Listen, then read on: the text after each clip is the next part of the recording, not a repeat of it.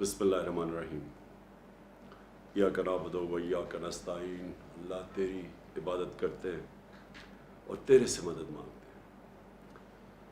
جہاں تک مجھے پتہ ہے آپ جو دیکھ رہے ہیں یورپ میں لوگ دیکھ رہے ہیں، آج مجھے سن رہے ہیں اور دوسرا انگلینڈ کے اندر، تو میں سب سے پہلے تو آپ سب کو خراج تحسین پیش کرنا چاہتا ہوں کہ جس بھرپور طریقے سے آپ نے یہ جو ملک میں سازش ہوئی ہے اس کے اگینسٹ جس طرح آپ نے پروٹیسٹ کیے ہیں، میں اپنے ملک کی طرف سے آپ کو خراج تحسین پیش کرنا چاہتا ہوں۔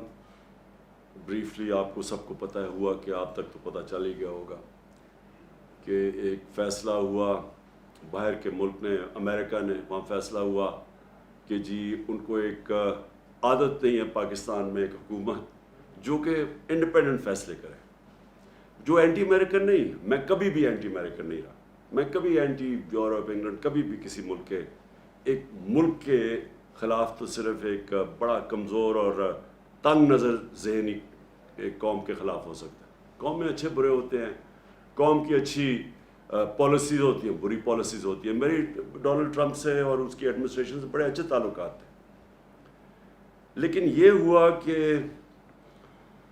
بدقسمتی سے ان کو عادت پڑی ہوئی ہے پاکستان کی، امریکنز کی میں بات کر رہا ہوں، کہ وہاں وہ جو بھی پاکستان سے بات منوانی ہو حکم ہوتا تھا اور یہاں سلوٹ مارا جاتا تھا اور ان کی ہر ان کی خواہش پوری کی جاتی تھی۔ اتنی بری چیز نہ ہو، لیکن اگر ان کے حکم ماننے میں ہمارے پاکستانی قربان ہوتے ہیں، میرا ادھر ان کے ساتھ پرابلم ہے۔ میں وار آن ٹیرر کے اگینسٹ کیوں میں اس کے ایک آواز بولتا رہا، آپ کو پتہ ہے 15 سال میں اس کی مخالفت کرتا رہا، اور افغانستان میں بھی یہ کہتا گیا کہ کبھی بھی یہاں ملٹری سلوشن نہیں ہے۔ تو میں اس لیے کہہ رہا تھا کہ ہمارے ایک سربراہ نے ایک دھمکی کے اوپر پاکستان کو ان کی جنگ کے اندر شامل کر دیا، اور اس سے ہمارے لوگوں کو جو نقصان ہوا، اور آپ یورپ میں اور انگلینڈ میں مجھے پورا پتہ ہے کہ کیونکہ میرا آنا جانا اوورسیز پاکستانیز کے ساتھ اور انٹریکشن بہت زیادہ رہا ہے۔ پہلے کرکٹ کی وجہ سے اوورسیز پاکستانیز کو میں بہتر جانتا تھا، کیونکہ جدھر میں میچ کھیلتا تھا ہمارے پاکستانی آتے تھے، ضرور اپنی ٹیم کو بیک کرتے تھے۔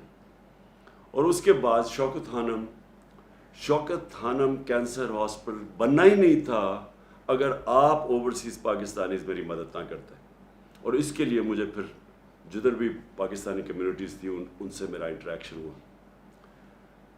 تو جب یہ وار آن ٹیرر ہوئی، پہلے تو پاکستان کا نہ لینا نہ دینا 9/11 سے، ہمیں اس کے اندر دھمکی کے اوپر وہ ورڈ جنرل مشرف نے اپنی کتاب میں لکھا ہے کہ اس نے ان کا آرمیٹریج ان کا کوئی جو بھی تھا، اس نے دھمکی دی کہ we will bomb you into stone age.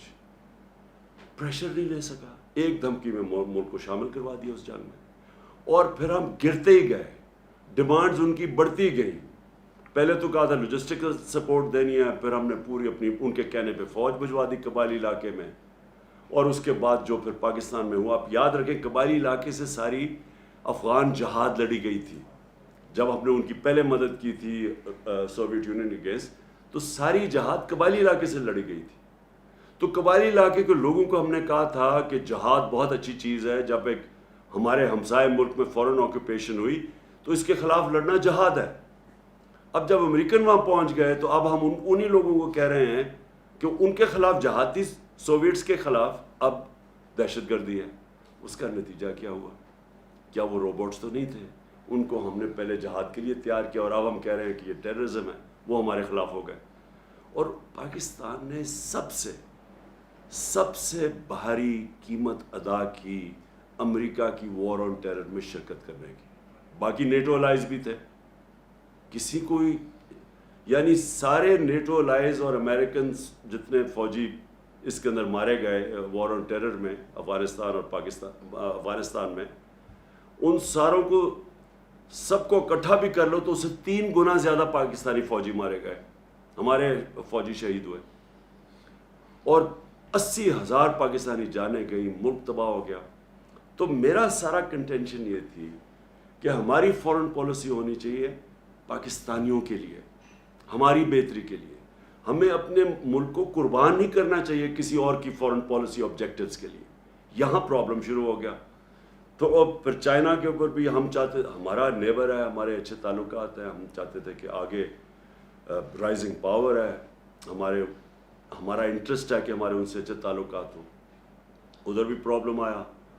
اور پھر روس میں جب انویٹیشن ملا تو اب ہم کیوں چاہ رہے تھے، ہمارا تو بڑی پہلے سے کوشش ہو رہی تھی کہ رشیا ہمارے ساتھ تعلقات اچھے ہو، کیونکہ کولڈ وار کے بعد ہمارے، اور جو ہم نے امریکہ کا ساتھ دیا سوویٹس کے اگینسٹ افغانستان میں، تو ہمارے تو تعلقات کبھی بھی ٹھیک نہیں تھے. تو یہ پہلی دفعہ ہم نے کوشش کی، کیونکہ ہمیں بڑا فائدہ ہے خاص طور پہ گیس کا آگے، اور ہماری پہلے سے حکومتیں یہ گیس پائپ لائن کی بات کر رہی تھیں، اور یہاں گیس ختم ہوتی جا رہی ہے. اور دوسرا پھر ہم نے گندم امپورٹ کرنی تھی ان سے، اور وہاں ہم نے ان سے طے کیا کہ تیل 30% کم قیمت پہ ہمیں تیل مل رہا تھا. تو ہم نے ان سے نیگوشیٹ کرنا تھا اپنے لوگوں کی بہتری کے لیے.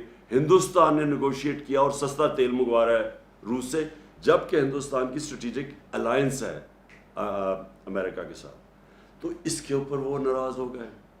اور پھر جب بیسز کی بات آئی کہ جی افغانستان آپ جب ایویکویٹ کیا تو ہم آگے جو بیسز ہوں، ہم یہاں سے اگر کوئی ٹیررزم افغانستان میں تو کنڈکٹ کیا جائے، بالکل ان ایکسیپٹیبل ہے. ہم پہلے 80,000 لوگ مروا بیٹھے، کسی نے اپریشیٹ نہیں کیا، بلکہ افغانستان کو کئی ان کے پولیٹیشنز نے بلیم کیا کہ پاکستان کی وجہ سے ہم افغانستان میں کامیاب نہیں ہوئے. یعنی اتنا بڑا جھوٹ کہ ہماری وجہ سے کامیاب نہیں ہوئے. تو پہلے ہمیں بلیم بھی کیا، ہمارا اپریشیٹ بھی نہیں کیا، ہمارے ملک کی بھی تباہی ہو گئی، قبائلی علاقہ اجڑ گیا. اور اب کہہ رہے ہیں کہ پھر سے ہمیں بیسس، تو میں نے تو کبھی نہیں ماننا تھا. ادھر سے پرابلم شروع ہوئے. اور اس کے بعد وہاں سے یہ سازش تیار ہوئی. یہاں مل گئے ہمارے میر جعفر اور میر صادق. انہوں نے پوری طرح ان کے ساتھ یہ گیم پلان بن گیا. یہ مجھے اس کا انڈیکیشن ہو گئی تھی پچھلی جولائی کے اندر، جولائی اگست میں سمجھ گیا تھا کہ کچھ ہو رہا ہے. اور پھر یہ یہاں سے ان کے ساتھ مل کے یہاں پھر ان کے ساتھ یہ جو ہمارے پولیٹیکل یہ جو 30 سال سے اس ملک کے اوپر بیٹھے ہوئے تھے چوری کرتے ہوئے، جن کے اوپر کرپشن کیسز تھے، جو عدالتوں میں ڈریگ کیے گئے، اور یہ بھی منصوبے کے تحت ان کو کنوکٹ نہیں کیا گیا. یہاں بھی طاقتور فورسز بیٹھی ہوئی تھی جو کہ ان کو کنوکٹ نہیں ہونے دے رہے تھے، کیونکہ ان کے پاس، ان کو تو اوپن اینڈ شٹ کیسز ہے، اور 95% کیسز ہمارے سے پہلے کے بنائے ہوئے ہیں ان کے اوپر. تو ان کے یہ یہاں مل کے ہمیں پتہ کیسے چلا، امریکن ایمبیسی میں ان کی فریکوینسی بڑھ گئی ان سے ملنے اپوزیشن پولیٹیشین سے، ہمیں وہ ساری انڈیکیشن تھی. اور پھر جو ہمارے 4-5 جو تھے بیک بینچرز جو خوش نہیں تھے ہماری پارٹی سے، ان کو امریکن ایمبیسی بلا کے میٹنگز کرنی شروع کر دی. اب دیکھیں ایمبیسیز کا کام تو فورن پالیسی ہوتا ہے، ان کا کیا کام ہے کہ ہمارے ڈسیڈنٹس جو کہ خوش نہیں ہیں ان سے میٹنگ شروع کر دی. اور انہوں نے جب یہ پھر یہاں جب نو کانفیڈنس ہوا تو سب سے پہلے ان لوگوں نے جا کے لوگوں کو، ہمارے لوگوں کو خریدا اور توڑا، اور یہ گو بٹوین بنے جنہوں نے امریکن ایمبیسیز میں جا کے میٹنگز کی ان کے ساتھ. تو اس کے بعد کیا ہوا، 7 مارچ کو ہمارے ایمبیسڈر کو بلاتے ہیں، اس کو ایک ڈونلڈ لو، ایک انڈر سیکرٹری آف اسٹیٹ، وہ جا کے دھمکی دیتا ہے. اور میں یہ آپ صرف کہنا چاہتا ہوں کہ کتنی بڑی توہین ہے 22 کروڑ لوگوں کی، کہ امریکن آفیشل جا کے ہمارے ایمبیسڈر کو کہتا ہے کہ اگر تم نے عمران خان کو اس میں کامیاب ہونے دیا، یہ جو نو کانفیڈنس پوشن ہے، اگر یہ کامیاب ہوگی اور اگر یہ کامیاب ہوگی اور عمران خان ہٹ گیا تو پاکستان کو معافی دے دی جائے گی.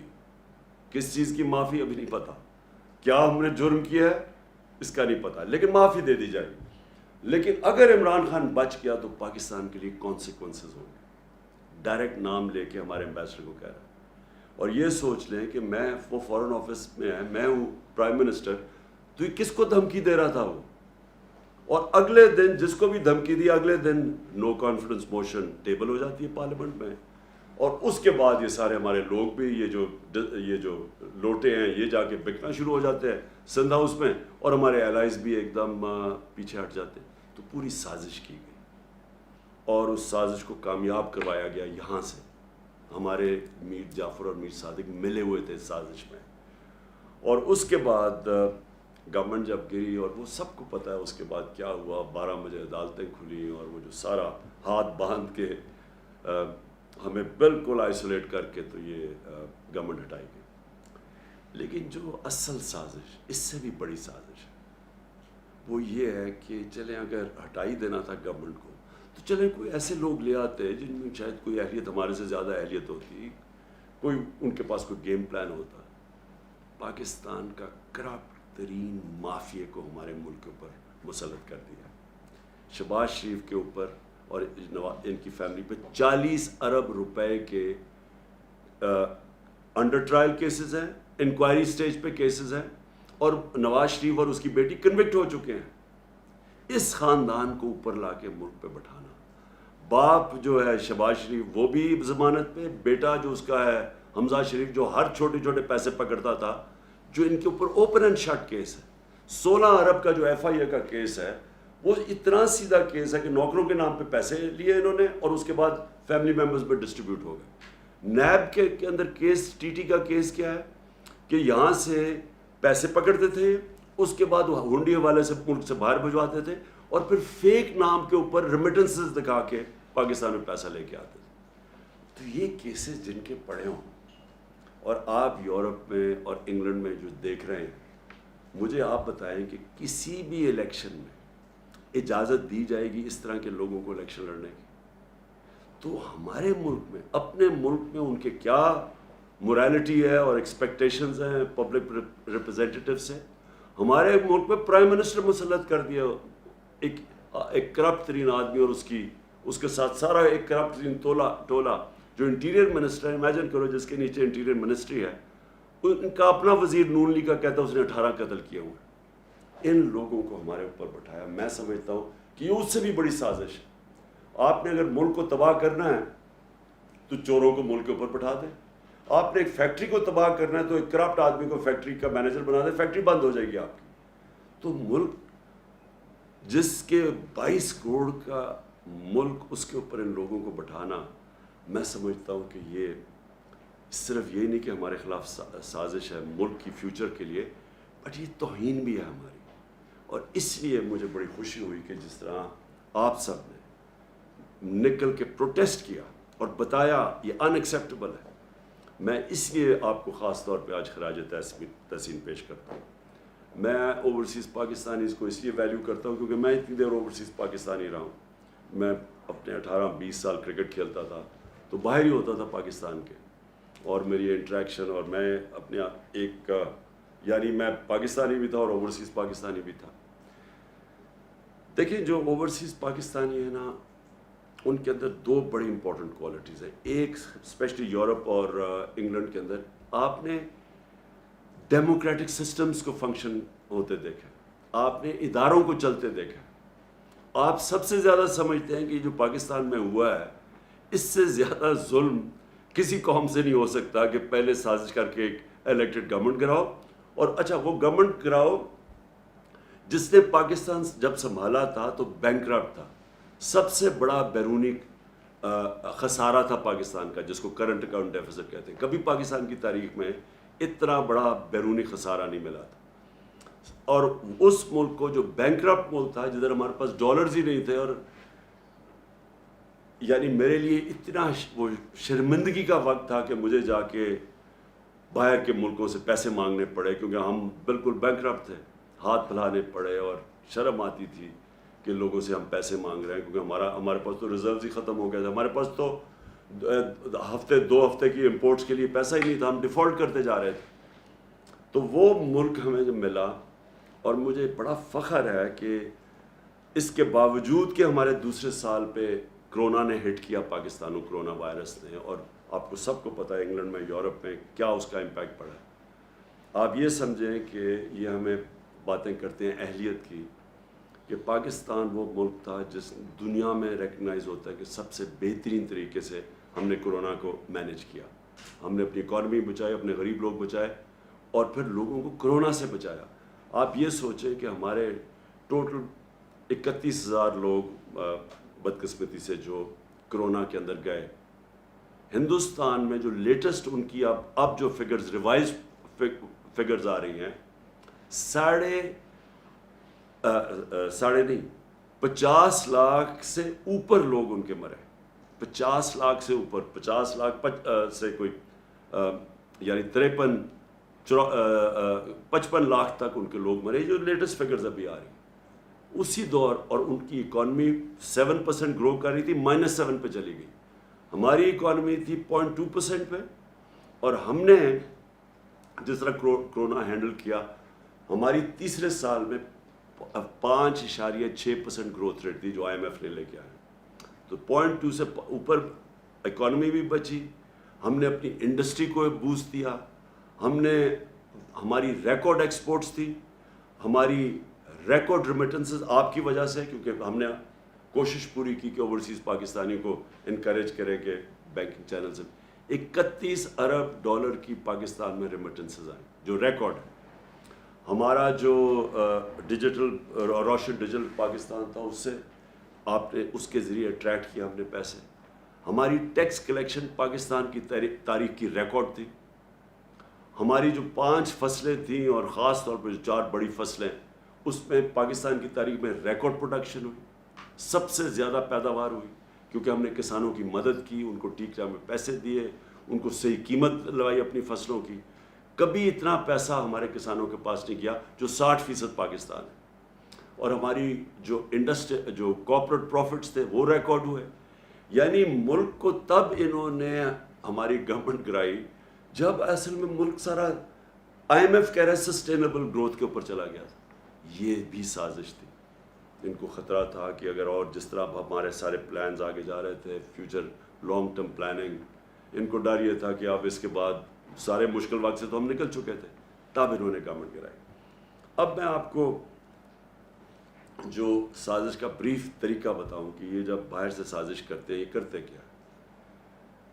جو پرائم منسٹر مصدق تھے 1950 کی دہائی میں, 54 میں جب تھے وہ ایران میں, تو اب تو CIA کے پیپرز ڈی کلاسیفائی ہو گئے نا, تو آپ وہ پورا پڑھ لیں کہ اس کو کیسے گرایا گیا تھا MI5 نے اور MI6 نے اور CIA نے.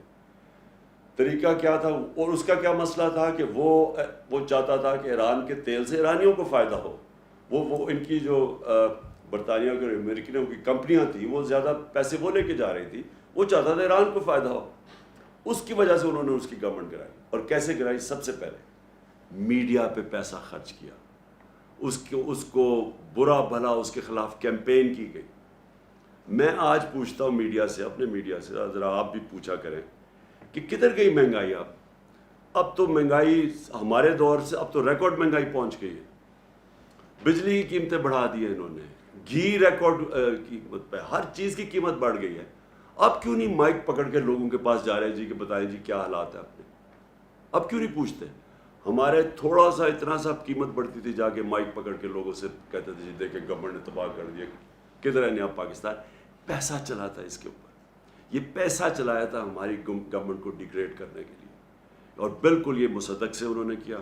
پھر انہوں نے پیسہ چلایا اس کی اپنی پولیٹیکل پارٹی کے پولیٹیشنز پہ, جو ہمارے پہ پیسہ پہ, یہ سندھ ہاؤس میں جو نیلام گھر بنا ہوا تھا, پیسہ چلا تھا ان کے اوپر. پھر انہوں نے ڈیمونسٹریشنز کروائیں جو اپوزیشن پارٹیز تھی. یہ سارا جب مصدق کو گرایا تھا, آخر میں جب مداخلت ہونے سے پہلے یہ سب کچھ کیا تھا. انہوں نے بھی لانگ مارچ, کبھی فضل الرحمان آ رہا ہے لانگ مارچ, کبھی وہ بلاول آ رہا ہے سندھ سے لے کر لوگوں کو, وہ ساری فیل ہو گئی کیونکہ لوگ ان کے ساتھ ہی نہیں تھے.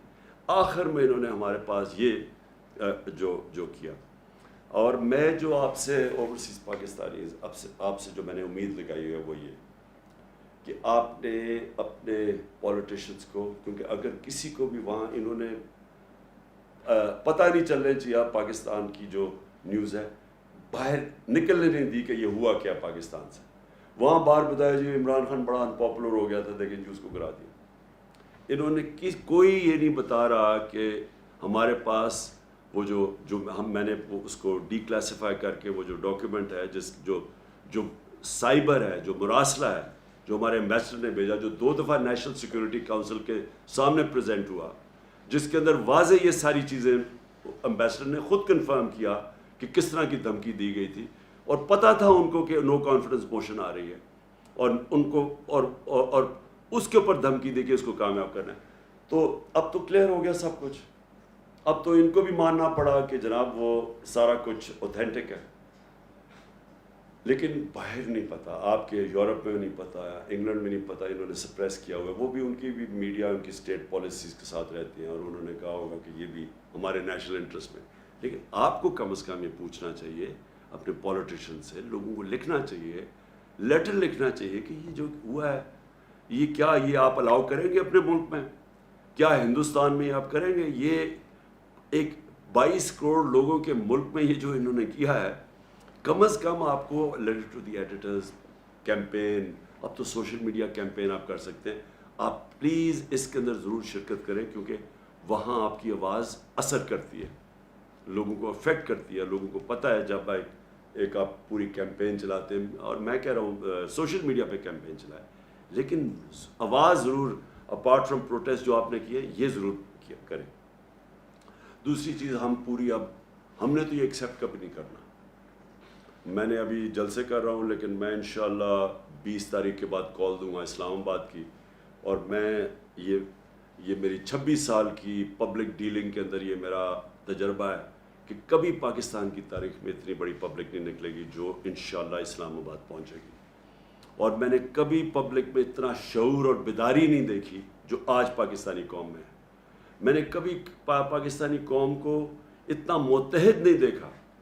صرف میں نے ایک دفعہ 1965 وار میں دیکھا تھا، میں 13-14 سال کا تھا، مجھے ابھی بھی یاد ہے کہ کس طرح ساری قوم اکٹھی ہو گئی تھی. اس کے بعد یہ پہلی دفعہ میں نے دیکھا کہ ساری قوم اکٹھی ہو گئی ہے ایک چیز کے اوپر کہ غلامی نامنظور، امپورٹڈ حکومت نامنظور. یہ ساری پاکستانی قوم میں نعرہ چل پڑا. انہوں نے اتنی بے شرمی کی کہ وہاں ان کو آوازیں لگ گئیں جا کے مدینہ کے اندر، اور ہمارے اوپر کیسز کر دیے، بلاسفمی کیسز کر دیے. سوچے کہ کچھ شرم نہیں آتی کہ اس کے اوپر ہمارا یہاں شب دعا ہو رہی تھی، ہمیں پتہ ہی نہیں ہے کہ یہ پہنچے ہوئے مدینہ، اور اس وقت انہوں نے ہمارے اوپر کیسز کیا، اور شیخ رشید کے بھتیجے کو انہوں نے پکڑ کے جیل میں ڈال دیے.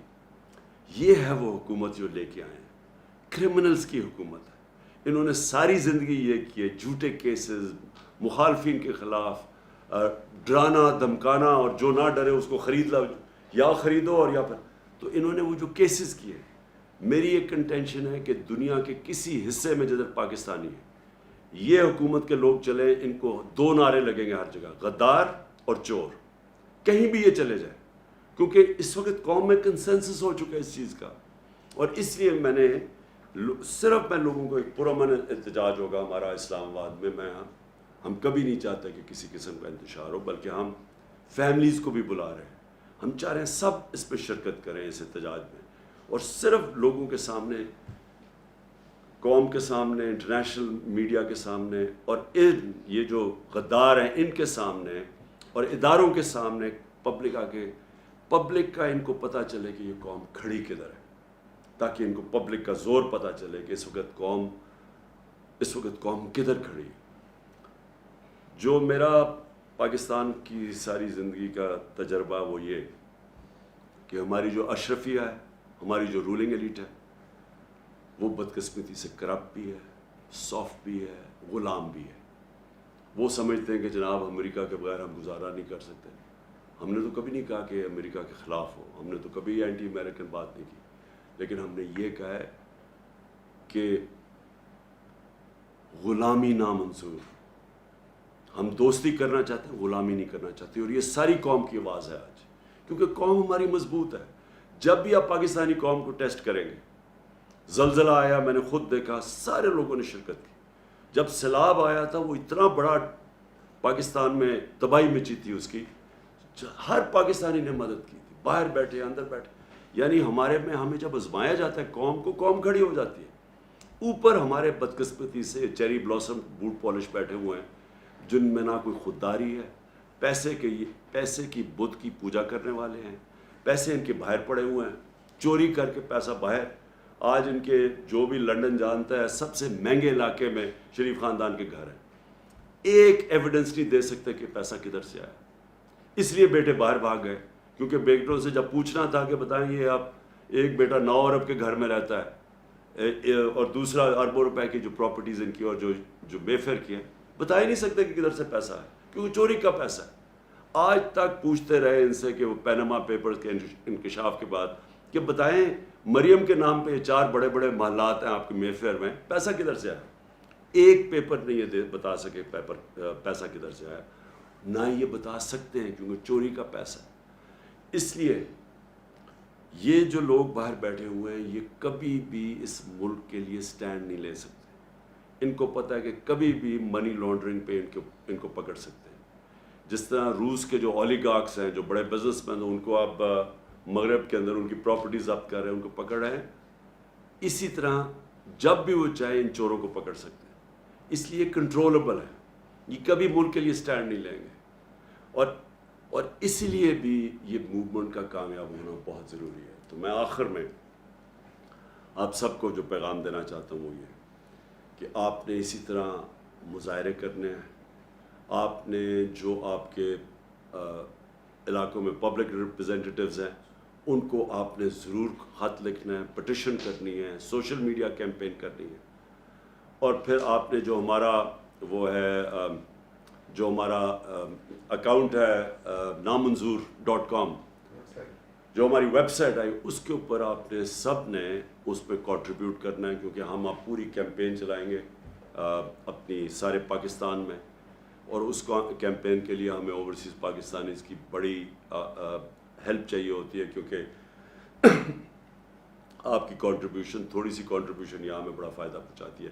اس میں ضرور آپ نے کنٹریبیوٹ کرنا ہے، اور انشاءاللہ وقت یہ ثابت کرے گا کہ یہ جو پاکستان میں ایک ڈیفائننگ مومنٹ ہے، اور یہ وہ ایک لمحہ ہے پاکستان میں جب یہ قوم بالکل آزاد ہو جائے گی اس طرح کی چوروں سے، ڈاکوؤں سے، غداروں سے، اور یہ پھر جو میں خواب دیکھتا تھا نیا پاکستان کا، انشاءاللہ اس خواب کی طرف ہم نکل جائیں گے۔ پاکستان زندہ باد۔